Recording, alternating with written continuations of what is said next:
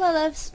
Tonight we are reading Secret History of the World by Mark Booth. For a moment there we were doing Word of the Day, but it didn't really seem like anybody cared for it, so we're just going to get right to it instead. We are on Chapter 6, which is the Assassination of the Green King, Isis and Osiris, the Cave of the Skull, the Palladium. So yeah, this is mostly about Isis and Osiris. Pretty exciting stuff. Everybody comfy? You grabbed a snack? Good. The Assassination of the Green King, Chapter 6. In the period described by the myths of Olympus, gods walked among humans.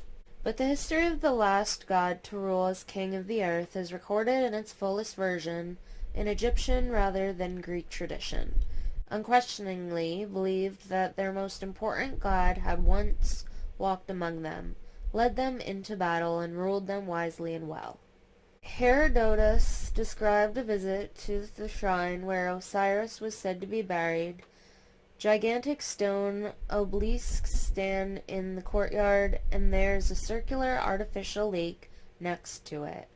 It is on this lake at night that the Egyptians act out the mysteries, the black rite that celebrates the death and resurrection of a being whose name I dare not speak. I know what goes on, but say no more.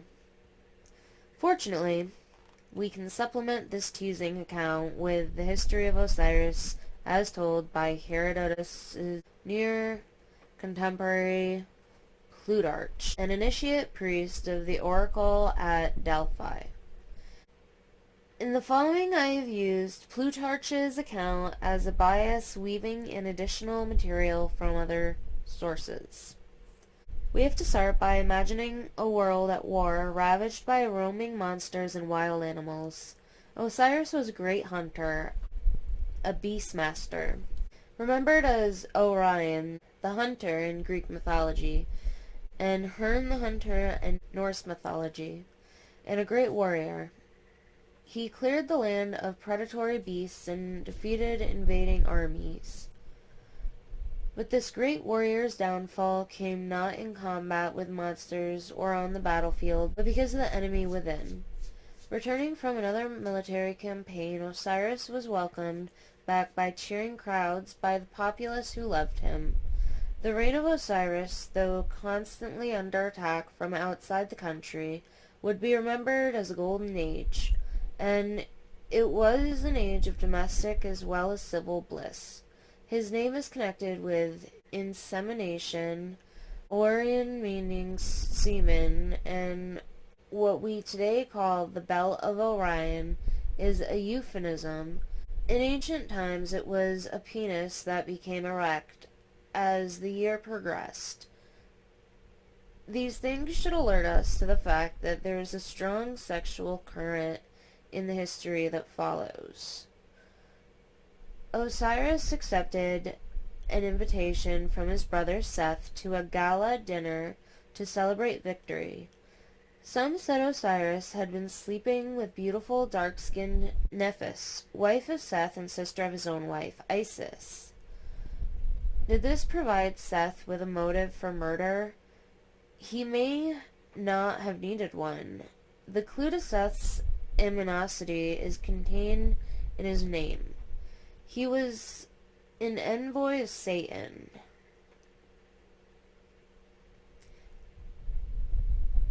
After dinner, Seth announced a game. He had made a beautiful chest, something like a coffin, but fashioned out of cedar, and inlaid with gold, silver, ivory, and lapis lazuli. Whoever fitted most neatly into this chest, he said, could take it away. One by one the guests tried, but they were too fat, too thin, too tall, too short. Finally, Osiris stepped in and lay down. "It fits," he cried. "Fits me like the skin I was born in." But his pleasure at winning was cut short as Seth slammed down the lid. Seth hammered in nails and filled every crack with molten lead, the metal of Satan. Then Seth and his followers carried the chest down to the banks of the Nile and cast it on the waters. Osiris was an immortal, and Seth knew he couldn't kill him, but he could, he believed, get rid of him for good. The chest floated down the Nile for several days and nights, eventually washing ashore on the coast of what we now call Syria. A tender young tamarisk tree growing there wrapped the chest in its branches, and eventually grew all around it, enclosing it lovingly and protectively in its trunk. In times, this tree became famous for its splendor, and the king of Syria had it chopped down and fashioned it into a pillar that stood in the center of his palace. In the meantime, Isis, separated from Osiris and deposed from his throne, cut her hair, blackened her face with cinders, and wandered the surface of the earth, searching tearfully for her beloved husband. After a while, she took a job as a servant girl at the court of a foreign king. Readers will readily appreciate how this story, originally a sacred drama in the temples of Egypt, has come down to us in slightly garbled form as the pantomime Cinderella. But Isis never gave up hoping to find her man, and one day her magic powers led her to see Osiris, clairvoyantly, in the chest inside the tree, in the middle of the very place where she was working, the place of the Syrian king. Isis revealed her true identity as a queen and persuaded the king to chop down the pillar and to let her take the chest away. She left by boat and landed on the island of Demystifying in the Nile Delta. There she intended to use her magic arts to revive her husband. But Seth had magic powers too. He and his evil cohorts were hunting by moonlight, and in a vision Seth suddenly saw Isis cradling Osiris. While she lay sleeping, he swooped down upon the loving couple. Determined to make sure this time, he attacked Osiris with savage glee, hacking him into 14 different pieces that he then had hidden in secret in different corners of the land. So the widowed Isis had to set out on her travels again. Freemasonic readers will perhaps be aware that they call themselves Sons of the Widow, partly as a mark of their participation in her quest. Isis wore 7 veils to disguise herself from Seth's minions, and was aided by Nephthys. She also loved Osiris, and now turned herself into a dog to help find and dig up the parcels of Osiris's corpse. They retrieved all of them except the penis, which had been eaten by fish in the Nile. The fuck? I mean, I guess I kind of remember that story from somewhere else. They arrived at an island in Abydos. You'll know I'm struggling with all these names. In southern Egypt, and there at night Isis and Nephthys bandaged all the remaining parts together using a long, winding piece of white linen, the first mummy. Right on. Finally, Isis fashioned a penis out of gold and attached it. She was not able to bring him wholly back to life, but she revived Osiris sexually so that she was able to hover, touching him gently and delicately. Well, she enveloped his penis in the form of a bird until he ejaculated. In this way, she impregnated herself on him, and in the same way, Horus, the new master of the universe, was conceived. Horus grew up to avenge his father's death by killing his uncle Seth. Osiris, meanwhile, lived in the underworld as its king and lord of the dead. It is in this role that he was most often depicted by the Egyptians with a green face, heavily swathed and apparently immobile, but creating a power that was symbolized by his royal regalia, the crook and flail. What the hell does all this mean? How can we decode it?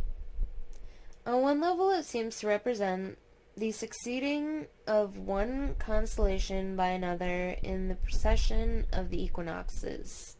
Horus deposes Seth and supplants him.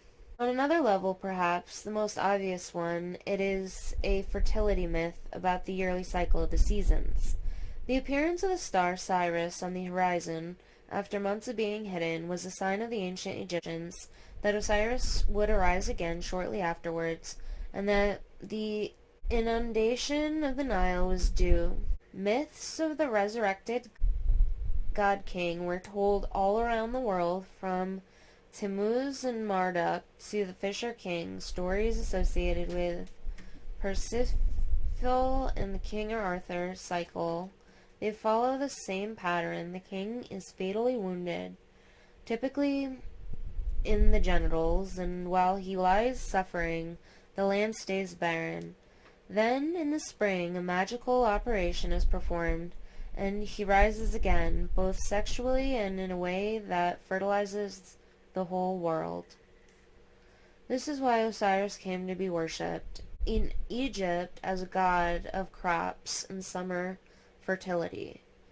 The longed-for yearly appearance in the east of Orion and his consort Isis, known to us as Sirius, the brightest star in the heavens, herald the inundation of the Nile that revived the vegetable and so also the animal and human world, literally a matter of life and death.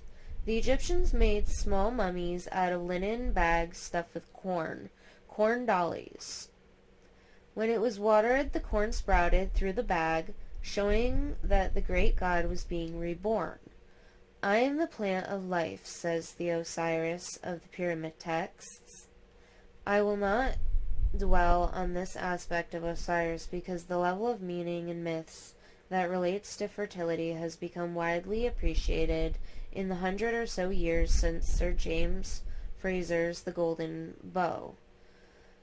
The trouble is that it is tended to be appreciated at the expense of everything else. If the Egyptian populace thronging the outer courtyards of the temples understood the story of Osiris on this level of the fertility myth, there was another higher level known only to the priests of the inner sanctum, the Black Rite, whose secrets Herodotus claimed to know. This secret was a historical secret. To get at the truth of it, we now need to look at a similarly bizarre and disturbing story from the Greek myths. We know from Plutarch that in antiquity Osiris, the last god-king to rule the earth, we equated with Dionysus, the last of the Olympic gods. The sources disagree on the subject of Dionysus's parentage. Some say his father was Hermes, others Zeus. All agree that the little god's mother was Mother Earth, and that, as with Zeus, she hid the infant Dionysus in a cave. Dionysus, like Zeus, represents the evolution of a new form of consciousness, and again the Titans were determined to nip it in the bud. Again, we see that the Titans are the consciousness eaters. They smeared their faces white with gypsum to conceal their identity as the black-faced sons of the crow god. They didn't want to frighten Dionysus, as they lured him from a cradle hidden in a niche in the back of the cave. Suddenly the Titans fell on Dionysus, tearing him into pieces. They flung these pieces into a boiling cauldron of milk, then tore the meat from his bones with their teeth. Meanwhile, Athena had stolen into the cave, unnoticed, and she snatched away the goat boy's heart before it was cooked and eaten. She took this to Zeus, who cut open a hole in his thigh, inserted the body part, and sewed it up again. After a while, just as Athena had sprung fully formed from the head of Zeus, the reborn Dionysus sprang fully grown from Zeus's thigh. In order to understand the historical reality behind this mysterious story and the parallel story of Osiris, it is necessary to remind ourselves that in this account of the history of the universe, matter was only precipitated out of the cosmic mind over very long periods and was only very gradually developing towards the sort of solidity we are familiar with today. It is also as well to remind ourselves again that although we may view many of the great figures of myths, both gods and human, as having an anatomy like our own, this is only how they appear to the eye of the imagination. The world looked very different to the physical eyes that were evolving at this time.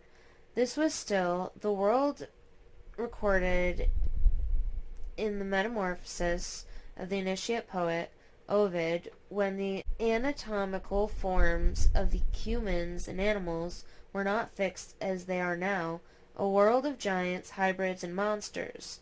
The most anatomically advanced humans were evolving. The two eyes we have today, but the lantern of Osiris still protruded from the middle of the forehead, where the bone of the skull had not yet hardened. Gradually, though, matter became denser. The important point to bear in mind here is that despite the fact that matter was precipitated from mind, it was alien to mind.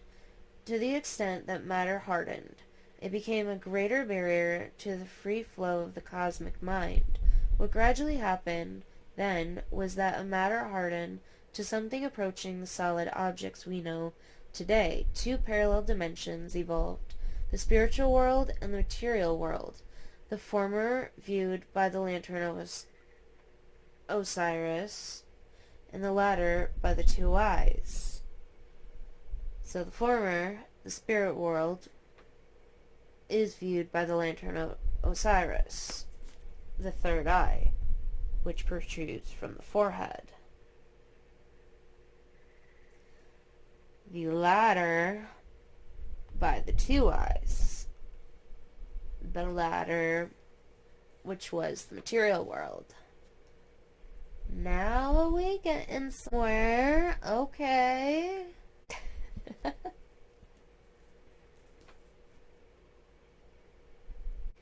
The story of Osiris, Dionysus, is the next and perhaps the most decisive stage in this process, when parts of the great cosmic mind, universal consciousness, became parceled off and absorbed into individual bodies.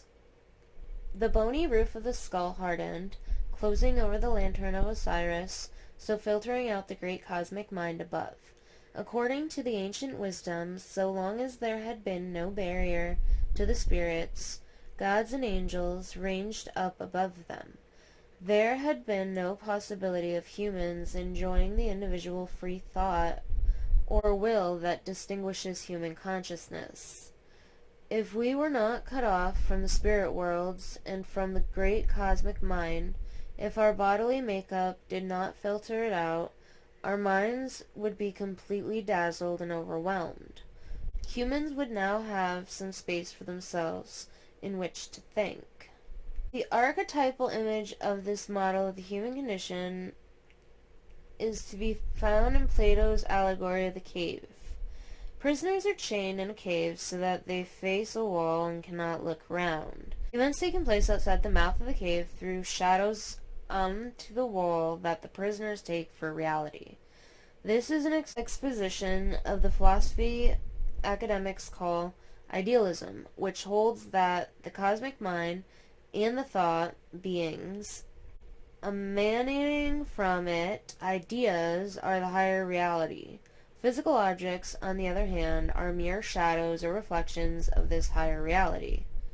Because we are remote from the time when people believed in idealism, It is difficult for us to appreciate it as a living philosophy of life, rather than just as a dry-as-dust theory. But people who believed in idealism experienced the world in an idealistic way, and also understood idealism as a historical process. Today, academics tend to miss the surprisingly liberal layer of meaning in Plato's allegory. The cave here is the bony roof of the skull. The skull is a dark, bony room covered in flesh. Plato was an initiate and would have been well aware of the delicate mechanism of shadowing and reflecting that takes place inside the human skull. The occult physiology and psychology of the secret doctrine. The defining characteristic of human life, its crowning achievement, and also the crowning achievement of the cosmos, is the capacity for thought. According to the secret doctrine, the cosmos created the human brain in order to be able to think about itself. It is vital, if we are to understand what is happening here, that we snap out of a materialistic way of thinking, that we look at things as it were through the other end of the telescope. If you are an idealist, you believe that the universe was created by mind for minds. More particularly, you believe that the cosmic mind created the material universe in order to give human minds the form they have. The idealist history of creation is the history of this process, and the great events in the history so far have been the putting into place of the sun, the moon, the planets, and the stars. Our consciousness now has the structure it has because the heavenly bodies are ranged above us in the way they are. With the moon in place to reflect the light of the sun down to the earth, with this process reproduced in microcosm within the human skull, and with matter having at last become sufficiently dense that the human mind is closed off, we have reached the point where human anatomy and human consciousness have achieved a form we would recognize today. The basic conditions making it possible for humans to reflect, that is to say, to think, were now in place. This is, however, one more issue to consider. In the secret history, there is also a specifically sexual dimension to this development. The mystery priests believe that as the lantern of Osiris withdrew underneath the bony covering of the skull, beginning to occupy the position where we know it today as the pineal gland, this fleshy penis protruded.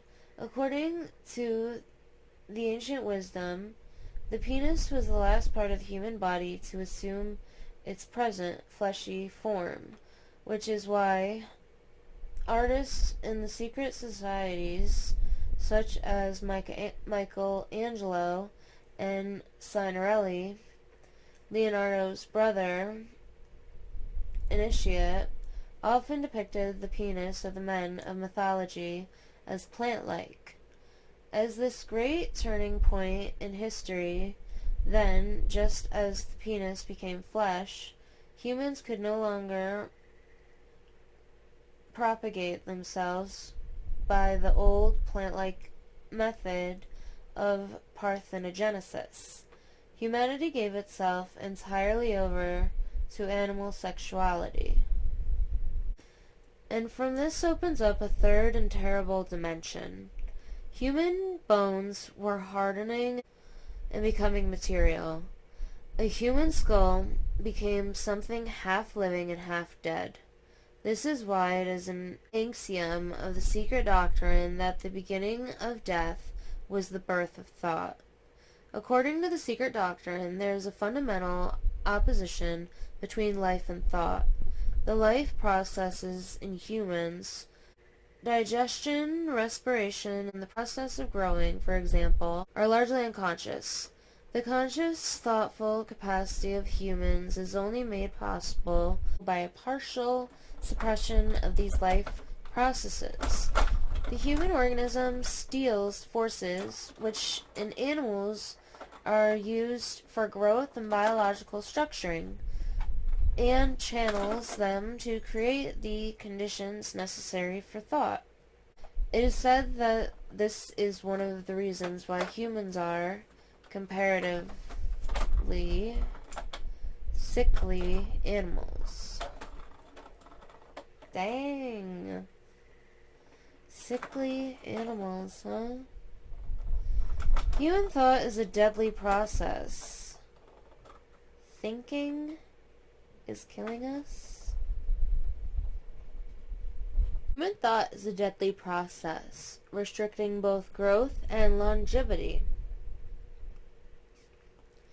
When proto-humans were vegetable creatures, they did not experience death. When they began to take on animal characteristics, they began to experience a foretaste of death. This was an experience like dream-filled sleep. After a while, they would awake again into the material world. This sleep, even when it was very deep sleep, no longer gave humans the refreshment they craved. As human bones in the body of the earth hardened and rigidified to something near to what they are today, humans moved less freely, indeed painfully. The call of death grew louder and louder until it became almost overwhelming. Sleep deepened until it became like death, and then it became death. Now humans were finally entangled in the savage cycles of life, death, and rebirth. Cycles in which creatures must die in order to make way for a new generation. They now lived in a place where fathers must die to make way for sons, where the king must die to give way to a younger, more vigorous successor.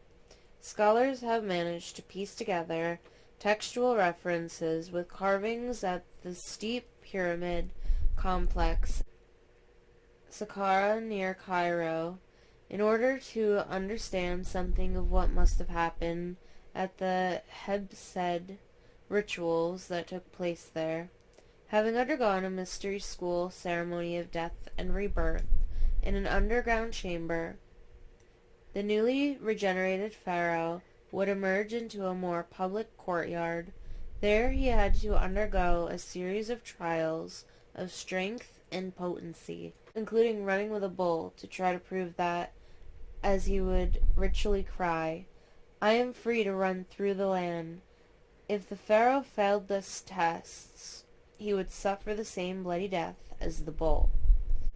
The following eyewitness account of a bull god sacrifice in India comes from a 19th century British traveler.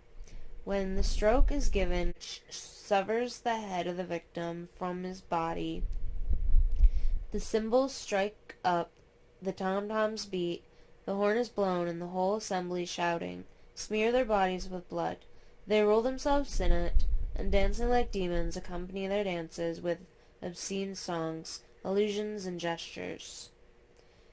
Herodotus must have witnessed something very like this if he was allowed to see the black rite of the Egyptians.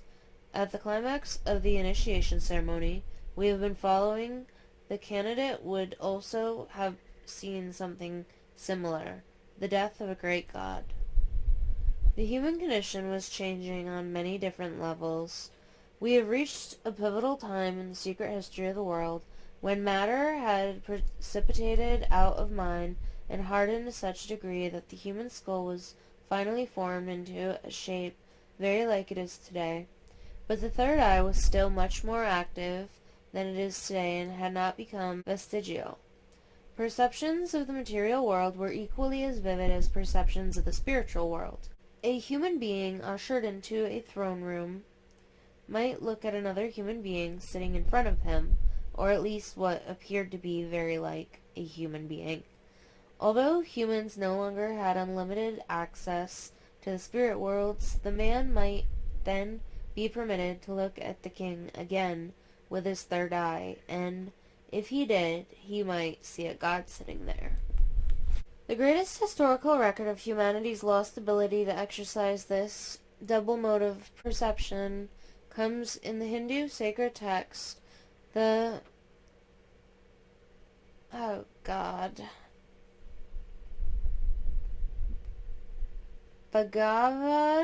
Gita.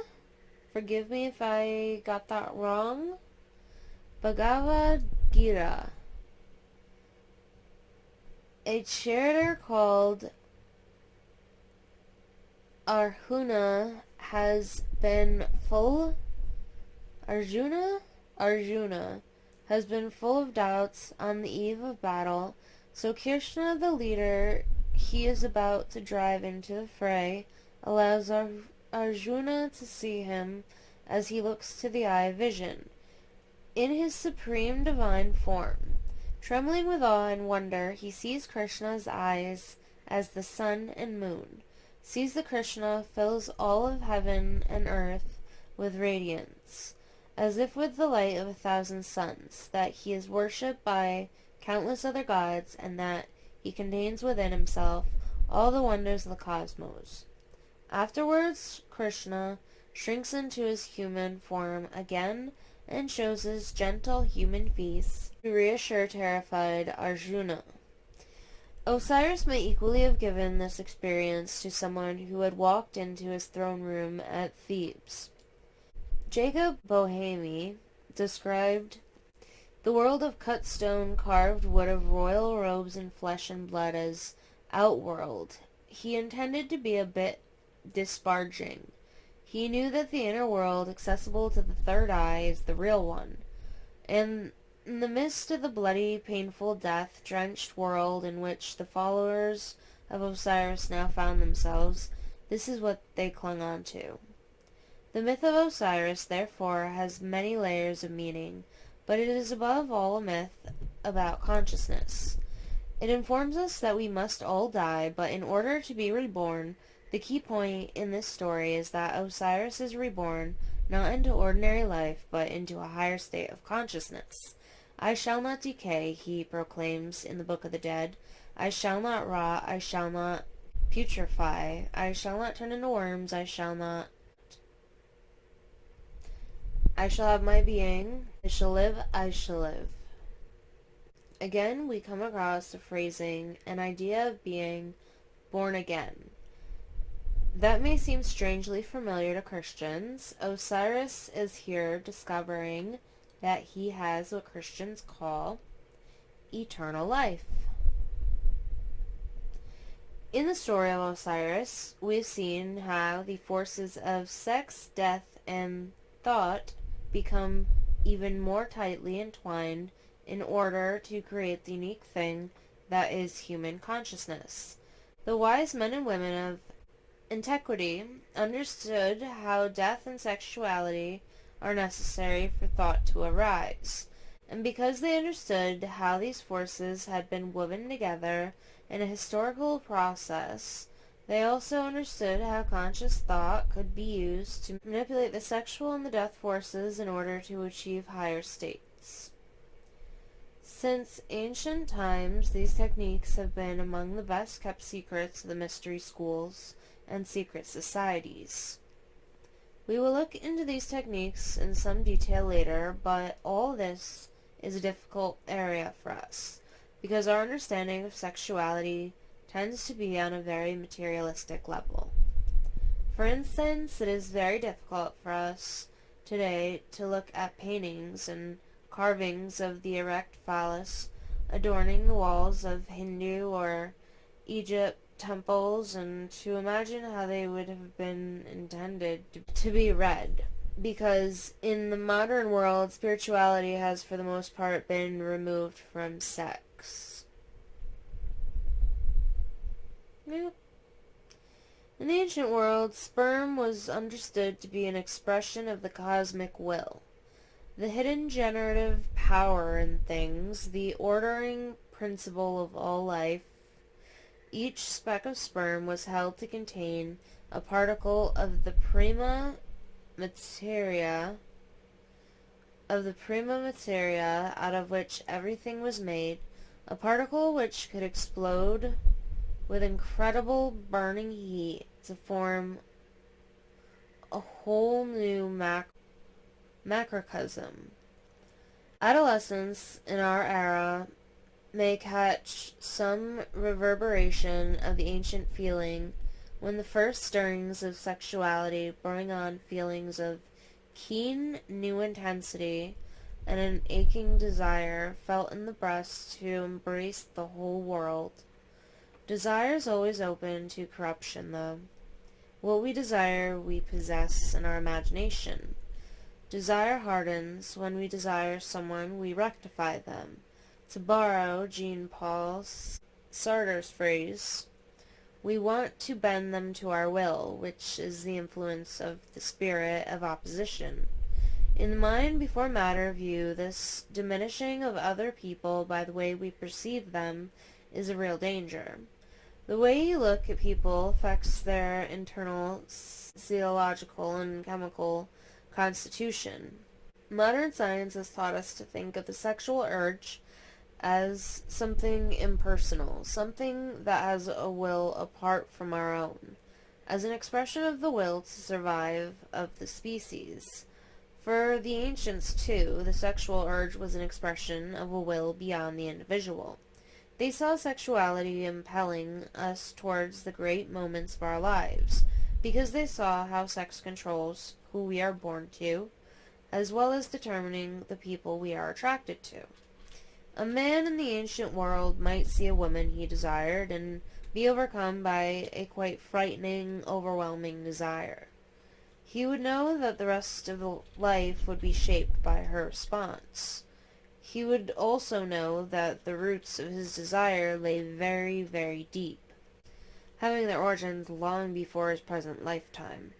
He would know that the sexual desire that drove him towards that woman was not merely biological, as in the modern account, but had other dimensions, spiritual and sacred.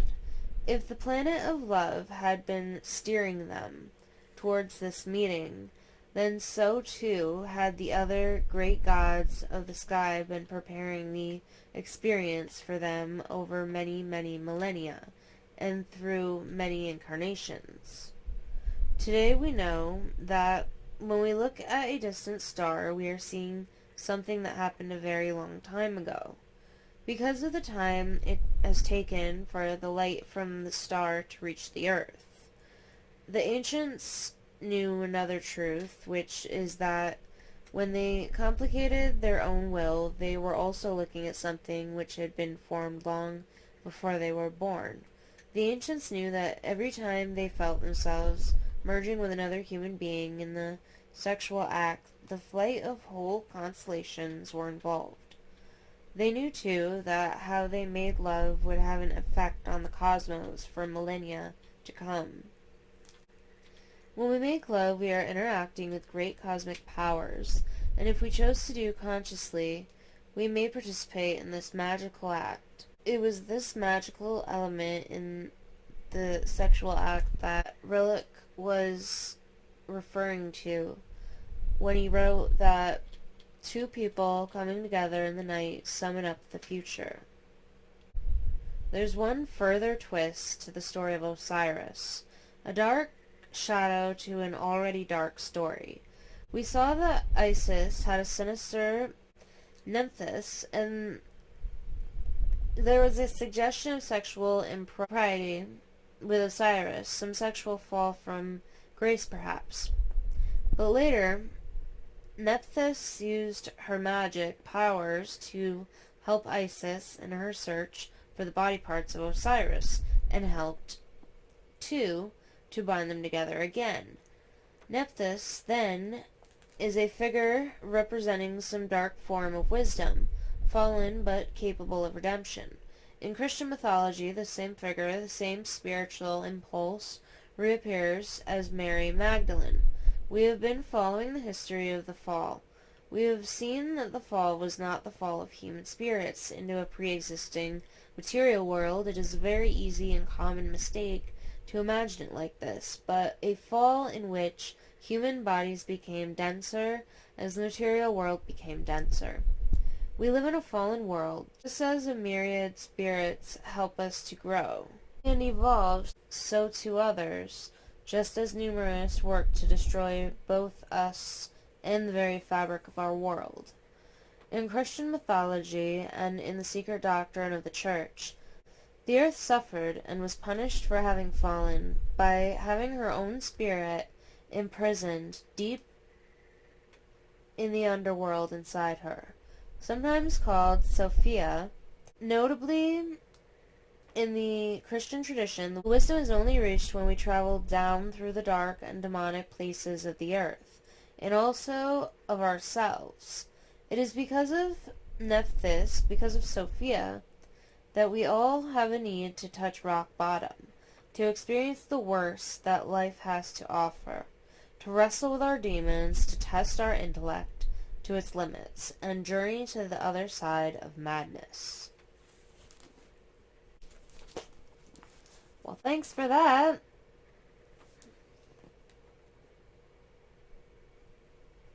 We know from Plutarch that in antiquity, Isis was identified with Athena, the Greek goddess of wisdom. Athena had a half-sister, a dark-skinned girl called Phallus, whom she loved more than anyone.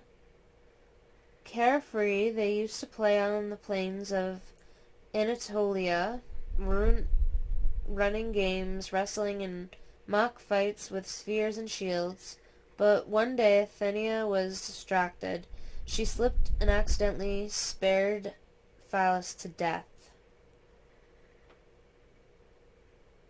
From then on, she called herself Phallus Athenia, to acknowledge the dark side of herself, just as in a sense Nephthys represents the dark side of Isis. She also carved a statue of Phallus out of black wood as a memorial to her. This statue, called the Palladium, carved by the hand of a goddess and washed by her tears, was revered as an object of world-changing power in antiquity when the people of Anatolia kept it in their capital. Troy was the greatest city in the world. The Greeks wanted to know what the Trojans knew. When they carried it off triumphantly, the leadership of world civilization passed to them. It was later buried beneath Rome in all its glory, until the Emperor Constantine moved it to Constantinople, which became the center of world spirituality. Today it is said to be hidden somewhere in Eastern Europe, which is why in recent times the great powers, the Freemasonic ones, have sought to control this region. The cult of Nephthys, together with its Greek and Christian equivalents, forms one of the darkest and most powerful streams in occultism. Great forces like these shape the history of the world, even now. Well, that's the end of Chapter 6, my loves. Next time we read The Secret History of the World by Mark Booth, we will be on Chapter 7, The Age of the Demigods and Heroes. Ancient One, the Amazons, Enoch, Hercules, Theseus, and Jason. Cool, right on.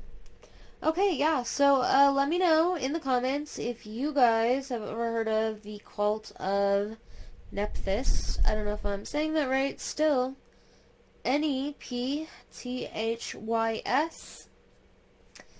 Do me a favor and smash that thumbs up button if you are loving The Secret History of the World by Mark Booth. Smash that subscribe button as well if you have not already.